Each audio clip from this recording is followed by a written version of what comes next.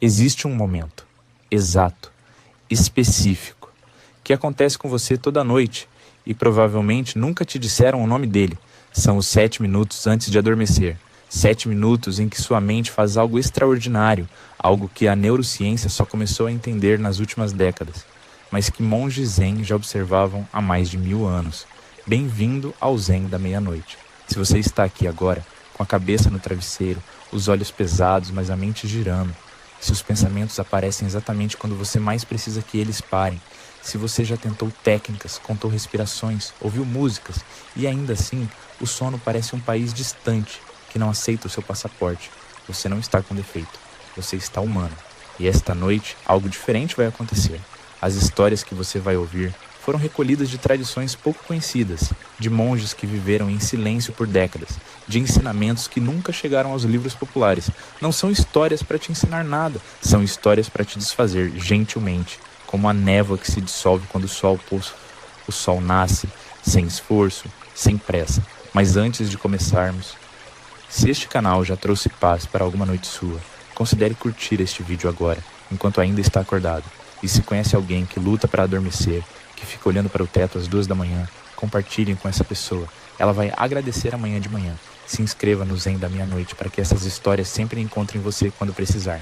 Agora, ajuste seu travesseiro. Sinta o peso do seu corpo sendo absorvido pela cama, como se a cama fosse gentilmente puxando você para baixo. Respire fundo pelo nariz e, ao soltar o ar pela boca, deixe os ombros caírem. Mais uma vez, fundo e soltando. Você não precisa fazer nada esta noite. Não precisa resolver nada, entender nada, lembrar de nada. Os próximos minutos são completamente seus e as histórias vão começar agora.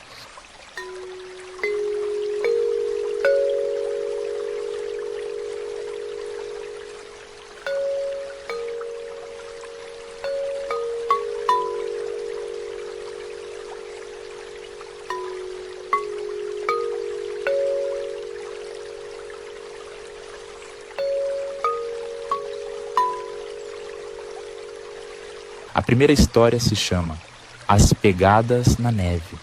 A neve havia começado a cair antes do amanhecer, e o monge Seibo percebeu isso pelo som. Não pelo som da neve em si, porque a neve não faz som algum, mas pelo silêncio diferente que ela cria, aquela ausência específica do vento, aquele abafamento do mundo que só acontece quando flocos brancos estão descendo em algum lugar no escuro. Ele tinha 73 anos e havia passado 40 deles naquele mosteiro, encravado entre 2 montanhas no norte, onde o inverno durava 7 meses, e onde os novatos chegavam com olhos cheios de perguntas e partiam anos depois, com olhos cheios de algo que não tinha nome. Seibo acordou, como sempre, sem alarme. Seu corpo havia aprendido a despertar no exato momento em que o dia mudava de textura, aquele instante preciso entre a escuridão profunda e a escuridão que já carrega dentro de si a promessa da luz.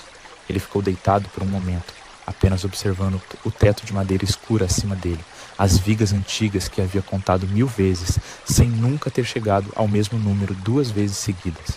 Havia um estudante novo no mosteiro, chegara há 3 semanas, de uma cidade grande do sul, com uma mochila cara e uma ansiedade que Seibo conseguia sentir do outro lado do corredor, como se o jovem irradiasse uma frequência específica, algo entre desespero e determinação.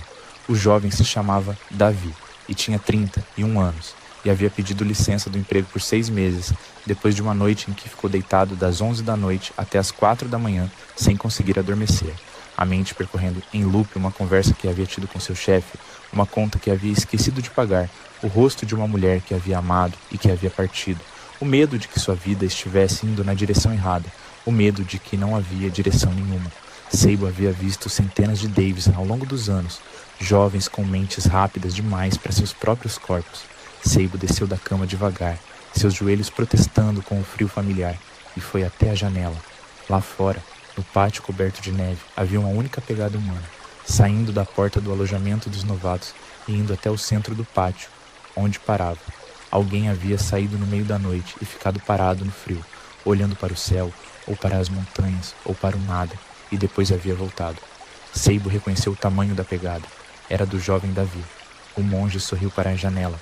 Não para ninguém, apenas para o fato simples de que um ser humano havia saído no frio às 3 da manhã, porque a cama havia se tornado insuportável, porque os pensamentos dentro de um quarto pequeno pareciam maiores do que os pensamentos sob o céu aberto. Isso, pensou Seibo, é o começo. Não a solução, apenas o começo. Naquela manhã, durante a meditação coletiva, Seibo observou Davi de esguelha. O jovem sentava com a coluna reta demais, os ombros tensos, o rosto com aquela expressão de alguém que está tentando muito, que está transformando a meditação em mais um projeto para ser executado corretamente. Mais uma coisa na lista, mais uma coisa para não falhar. E Seibo lembrou de si mesmo, aos 26 anos, sentado exatamente assim, com exatamente aquela expressão, sem entender ainda que o esforço era o obstáculo. Depois da meditação, quando os outros monges já haviam se dispersado pelo mosteiro em suas tarefas silenciosas, Seibo foi até Davi, que estava ajoelhado no jardim de pedras, tentando remover a neve acumulada sobre os arbustos com cuidado excessivo, como se pudesse machucar as pedras. "Você saiu esta noite", disse Seibo, não como pergunta. Davi parou e olhou para o monge com aquela expressão de alguém que foi pego fazendo algo que não devia, embora não soubesse ao certo o que. "Eu não conseguia dormir", disse ele em voz baixa. "Que horas eram?" "Umas 3, talvez 3:30. "E o que você fez lá fora?" Davi ficou em silêncio por um momento. Fiquei parado, olhando para a montanha. A neve estava caindo, e eu fiquei só, parado. "Por quanto tempo?" "Não sei, uns 20 minutos talvez, até começar a sentir os pés." Seibo acenou com a cabeça lentamente, como se Davi houvesse dito algo de enorme importância sem perceber. "E o que aconteceu com os pensamentos?" perguntou o monge. "Enquanto você estava parado olhando para a neve?" Davi abriu a boca, fechou. Pensou. Eles pararam. Ou não pararam, mas ficaram menores. Ficaram longe.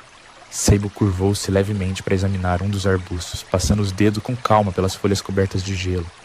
"Sabe o que você descobriu sozinho esta noite?" disse ele, sem olhar para o jovem. "Que os pensamentos têm tamanho relativo, que um pensamento sobre uma conta não paga dentro de um quarto escuro parece enorme, mas o mesmo pensamento sobre uma montanha fica do tamanho que sempre foi." Davi ficou olhando para o velho monge com aquela expressão específica que Seibo havia visto tantas vezes antes, aquela mistura de alívio e de incompreensão parcial. "Mas", disse o jovem, "eu não posso sair para a neve toda noite." "Não", concordou Seibo, "mas pode aprender o que a neve fez por você. Pode aprender ela a fazer isso por dentro." Eles ficaram em silêncio por um momento. A neve havia parado de cair, e o ar tinha aquela qualidade especial do pós-neve, transparente, frio, quase cristalino. "Nos 7 minutos antes de adormecer", disse Seibo, sua voz ficando mais baixa, mais lenta, como se ele próprio estivesse adormecendo de pé. A mente está em um estado que não é vigília, e ainda não é sono. Nesse estado, tudo que você coloca lá dentro fica, como pegadas na neve fresca. Davi engoliu em seco. Os monges antigos sabiam disso? Os monges antigos construíram suas vidas inteiras em torno disso. Naquela noite, pela primeira vez em meses, Davi adormeceu antes da meia-noite. Não porque havia aprendido uma técnica, mas porque algo havia se rearranjado levemente dentro dele, como neve que se assenta, como água que encontra seu nível. E enquanto adormecia, teve a sensação vaga, mas clara, de que seus pensamentos não eram seus inimigos. Nunca haviam sido. Eram apenas visitantes que não sabiam quando era hora de ir embora. Precisavam apenas de uma porta. E a porta, descobriu ele naquela noite, era exatamente do tamanho de uma montanha sob a neve.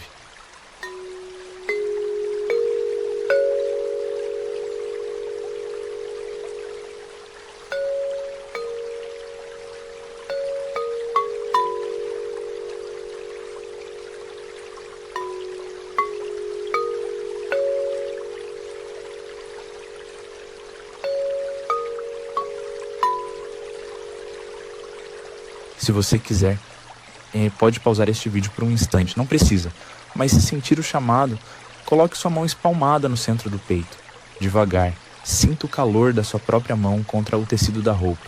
Agora, um pouco mais fundo, você consegue sentir o seu coração? Não precisa ouvir, apenas sinta esse ritmo que nunca parou, nem uma vez em toda a sua vida, nem quando você estava com raiva, nem quando estava com medo, nem quando estava dormindo. Ele esteve lá a vida toda, batendo sem que você precisasse pedir. E agora, com sua mão no peito, pergunte suavemente, apenas para você, o que minha mente está tentando resolver agora, que meu coração já aceitou faz tempo. Não force nenhuma resposta. Apenas faça a pergunta. Respire. Talvez uma palavra chegue, talvez uma imagem, talvez nada. E tudo bem. As respostas verdadeiras raramente chegam quando as convocamos. Elas chegam quando paramos de bloquear a porta. Quando estiver pronto, continue. Ou adormeça agora mesmo, com a pergunta flutuando gentilmente em algum lugar dentro de você.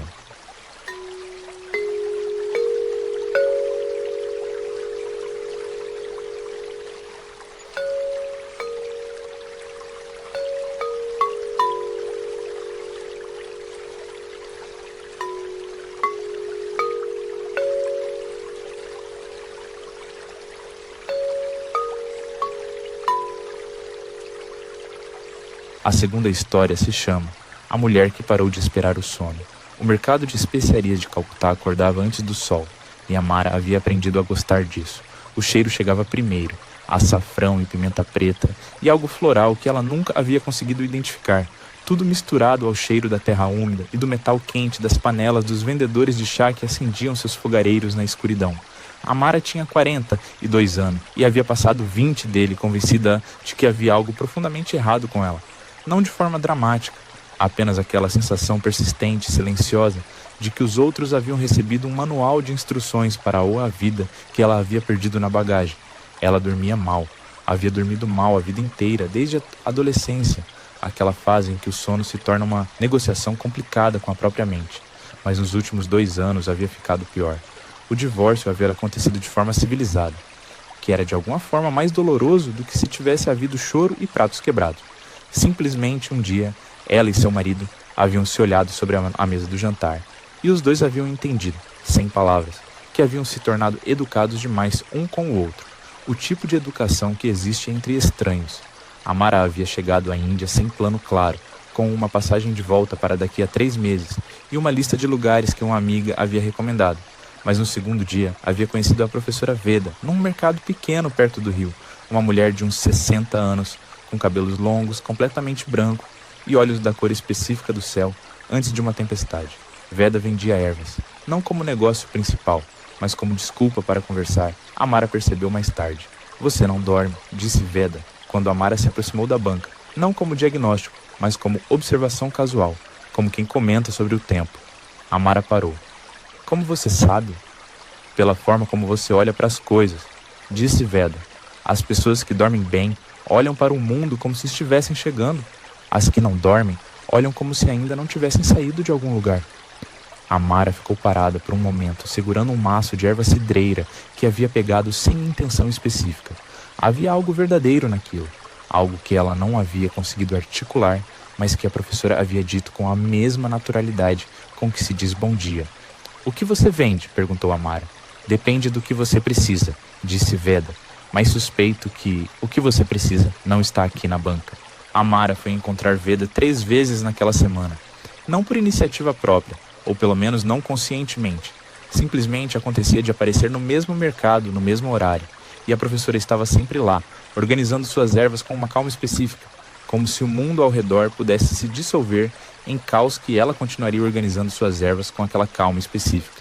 Na terceira visita, Veda disse: Você está pronta para entender o que acontece com a sua mente antes de dormir? Amara sentiu algo apertar no peito. Sim, disse ela baixinho. Então, sente aqui. E apontou para um banquinho de madeira desgastada atrás da banca. Elas ficaram em silêncio por um momento, o mercado fervilhando ao redor delas como um rio, ao redor de 2 pedras. Existe um momento, começou Veda, sua voz descendo de tom, que os textos antigos chamam de hipnagogia, o estado entre estar acordado e estar dormindo. A maioria das pessoas passa por ele sem perceber, com a mente ainda agitada, ainda resolvendo problemas, ainda conversando com versões imaginárias de pessoas reais. Amara reconheceu isso imediatamente. Aquela zona específica onde ela ficava presa, a conversa com o ex-marido que nunca havia acontecido, a reunião de trabalho de amanhã já sendo ensaiada, o inventário de tudo que havia dado errado naquele dia. Os monges antigos, continuou Veda, descobriram que esses 7 minutos são como argila mole. O que você coloca lá fica, e a maioria das pessoas coloca ansiedade. Amara olhou para as mãos. Então o que se coloca? Nada, disse Veda simplesmente. O segredo não é colocar algo melhor no lugar. O segredo é aprender a não colocar nada. Isso não fazia sentido para Amara, e ela disse isso. Exatamente, disse Veda com um sorriso suave. O fato de não fazer sentido é o primeiro passo. A mente que precisa entender tudo não consegue vazia. Naquela noite, de volta ao pequeno quarto do hostel, Amara ficou deitada na escuridão e pela primeira vez em anos não tentou forçar o sono. Não tentou fazer a mente parar. Não tentou nada. Apenas ficou ali, como uma vasilha com a boca para cima, esperando sem esperar. O sono veio como sempre vem quando paramos de persegui-lo, silenciosamente pela porta dos fundos, enquanto não estávamos olhando.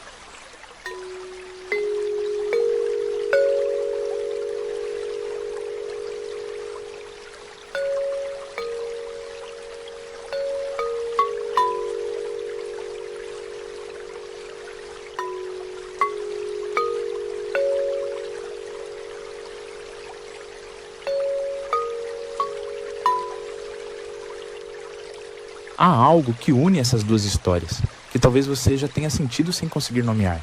Tanto Davi parado na neve quanto Amara sentada no mercado encontraram a mesma coisa, o momento em que a mente larga. Não porque foi forçado, não porque encontrou resposta, mas porque de repente havia algo maior do que ela ao redor, e a grandeza do mundo ao redor encolheu a grandeza dos pensamentos dentro. Esse encolhimento, essa dissolução suave, é exatamente o que a próxima história vai tocar. Mas de uma forma completamente diferente. De um lugar que você não espera. Permita-se ficar aqui por um instante antes de continuar. Respire. O corpo está mais pesado agora do que estava quando você começou. Os pensamentos, se ainda estão vindo, e estão chegando de mais longe, como vozes do outro lado de um rio. Isso é natural. Isso é certo. Deixe essa sensação de distância crescer enquanto a próxima história começa.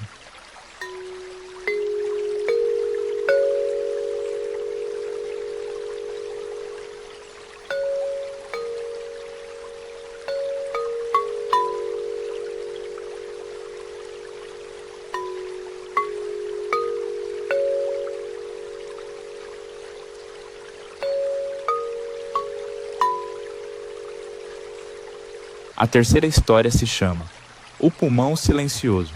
A biblioteca havia sido construída há 200 anos por um monge que acreditava que cada livro era uma forma de respiração humana preservada, e que uma biblioteca era, portanto, um pulmão enorme e silencioso.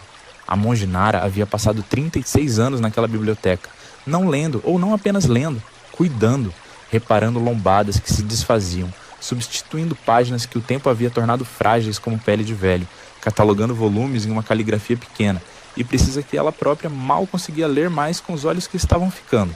Ela tinha 71 anos e sabia que estava morrendo. Não de forma dramática, apenas sabia, da mesma forma que se sabe quando o inverno está chegando, sem que nenhum termômetro confirme aquela sensação no osso, aquele peso específico do ar. Havia uma novata na biblioteca naquela tarde, uma estudante de 18 anos chamada Lena, que havia chegado ao mosteiro há 2 semanas com olhos enormes e a energia elétrica de alguém que ainda não havia aprendido a poupar força. Lena estava catalogando um conjunto de manuscritos antigos e havia parado de repente, com um papel amarelado na mão, olhando para ele com aquela expressão específica de quem foi surpreendido por algo que leu. Monge Nara, chamou a jovem em voz baixa, respeitando o silêncio da biblioteca, mas incapaz de segurar a pergunta. O que significa isso? Nara se aproximou devagar, os joelhos fazendo aquele som familiar, e olhou para um papel que Lena segurava. Era um fragmento de um texto antigo, escrito numa caligrafia que Nara reconhecia bem, de um monge do século XVI que havia passado 20 anos documentando os estados da mente antes do sono. O fragmento dizia, numa tradução aproximada, o que a mente carrega nos 7 minutos antes de dissolver é o que ela encontrará ao retornar. Lena olhou para a monja idosa. O que isso quer dizer?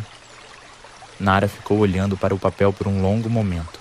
Lá fora, pela janela alta da biblioteca, o sol estava descendo e tingindo as pedras do pátio de um laranja suave que durava apenas alguns minutos por dia.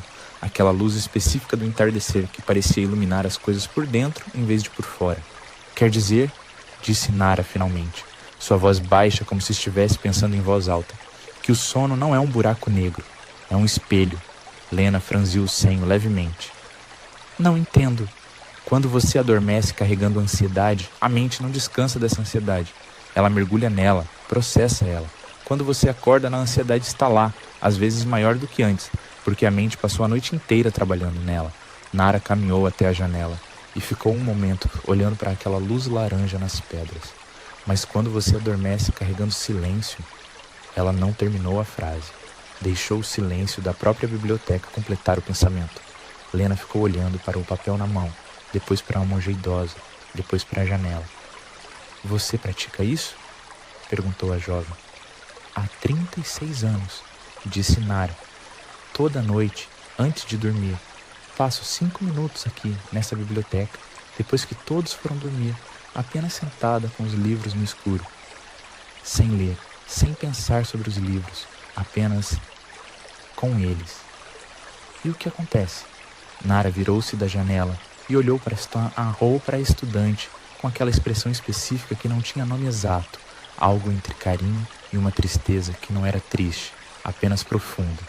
O que acontece, disse ela lentamente, é que eu lembro que fui feita da mesma coisa que esses livros, pensamentos humanos que foram escritos, que foram lidos, que tocaram outros pensamentos humanos, que foram esquecidos, que continuam existindo de qualquer forma. Ela colocou a mão levemente no ombro da jovem. Somos todos provisórios, Lena, mas enquanto estamos aqui, podemos ser silêncio para um dos outros. E isso, sua voz ficou ainda mais baixa, quase um sussurro. Isso é suficiente. Lena ficou na biblioteca depois que a monja Nara saiu. Ficou sentada no escuro por alguns minutos, sem motivo específico, apenas sentindo o peso antigo dos livros ao redor, todas aquelas vozes humanas que haviam um dia feito silêncio dentro delas mesmas para poder ser escutadas. E quando finalmente foi dormir naquela noite, ela foi de forma diferente. Foi como quem mergulha em água calma.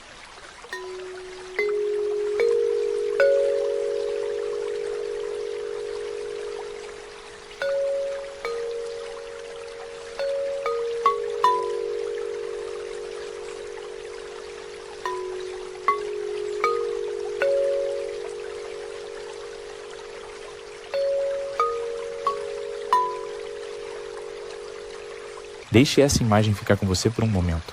Mergulhar em água calma. Não nadar, não se esforçar, apenas mergulhar. O corpo sabe flutuar, sempre soube. Agora vamos parar completamente por um instante. Apenas você e o silêncio. Respire. Deixe o peito subir e descer no seu próprio ritmo. Se houver sons ao redor, deixe-os ser apenas sons, sem significado, sem urgência. Sua única tarefa neste momento é existir. E isso você já está fazendo perfeitamente. Quando a voz voltar, ela vai voltar mais suave, como um rio que encontrou o seu leito.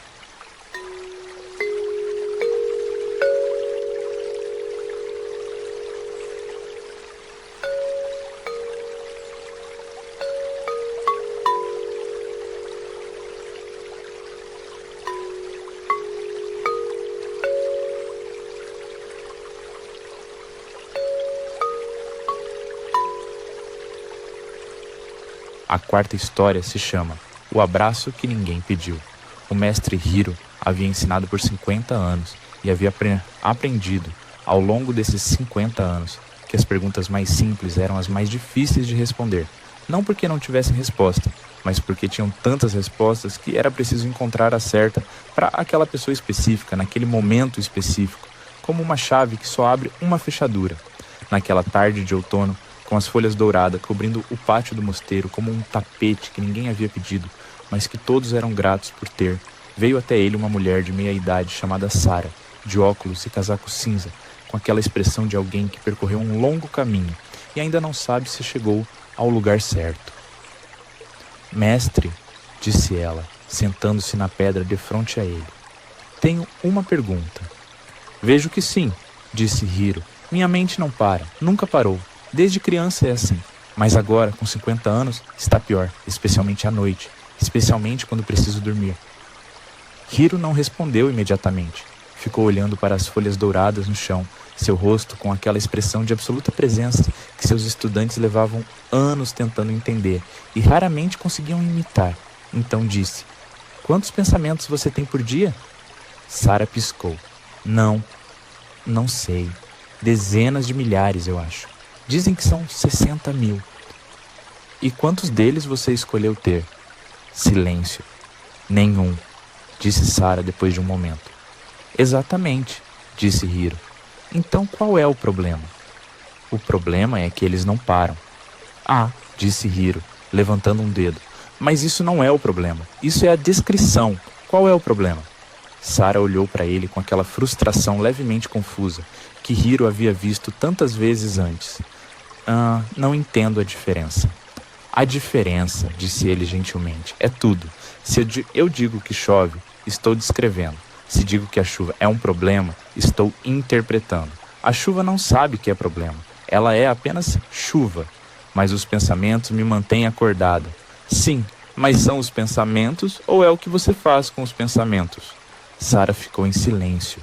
O vento moveu as folhas douradas no pátio com um som suave, como papel sendo dobrado por mãos gentis. O que eu faço com ele? Perguntou Sara por fim. Você os segura, disse Hiro. E quando segura, eles ficam. E quando ficam, você segura mais. É um abraço que nenhum dos dois pediu.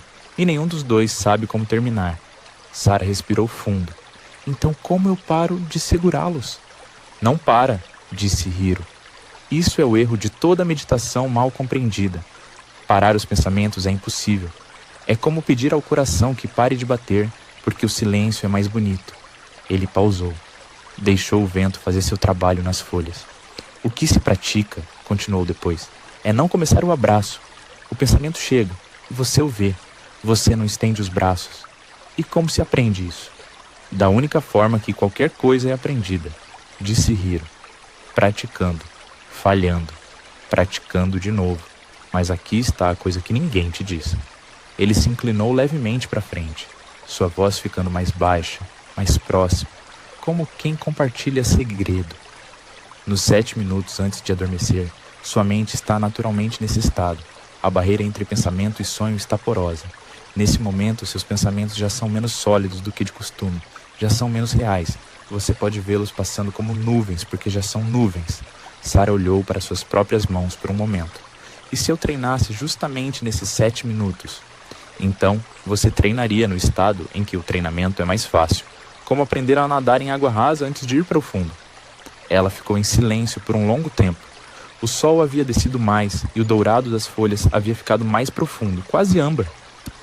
Tenho uma última pergunta, disse Sara. Sempre tem, disse Hiro com um sorriso mínimo. Por que isso é tão difícil? Por que é algo tão simples, né? Só não segurar o pensamento. É tão difícil. Hiro olhou para ela com aquela expressão que era ao mesmo tempo compaixão e clareza. 2 rios correndo lado a lado sem se misturar. Porque ninguém nunca te ensinou que você podia, que havia outra opção, além de segurar. Você cresceu acreditando que os pensamentos eram você, que se você os largasse, largaria você mesmo. Ele fez uma pausa.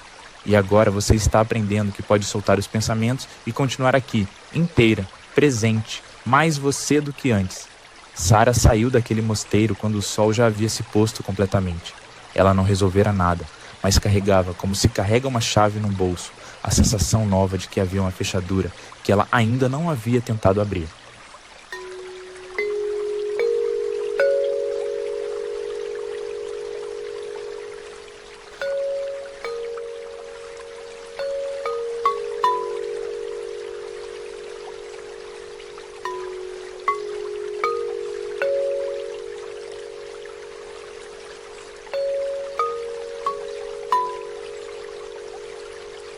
Esta noite, enquanto você dorme, algo extraordinário vai acontecer, sem que você precise fazer nada.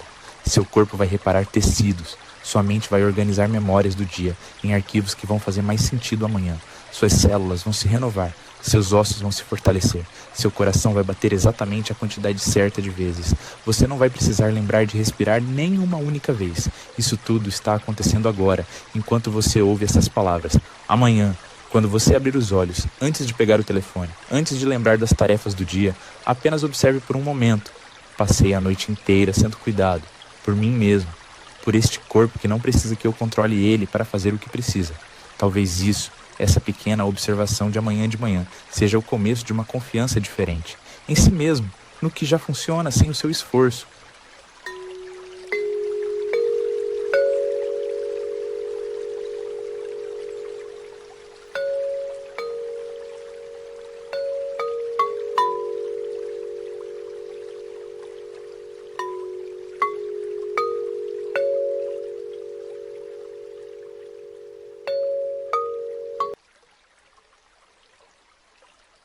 A quinta e última história se chama As Raízes que Ninguém Vê. Existe um bambu no interior de uma ilha japonesa que cresce de uma forma que os botânicos estudaram durante décadas sem conseguir explicar completamente. Ele não cresce para cima, cresce para dentro. Por anos, às vezes por 5 ou 6 anos seguidos, não aparece nada acima da terra, nada que os olhos possam ver.